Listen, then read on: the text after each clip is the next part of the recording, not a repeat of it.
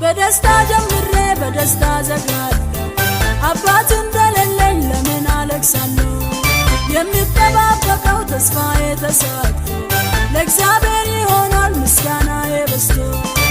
ልቤ አንድ ነገር ያምናል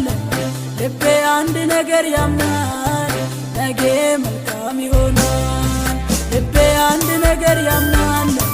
ልቤ አንድ ነገር ያምናል ነገ መልካም ይሆናል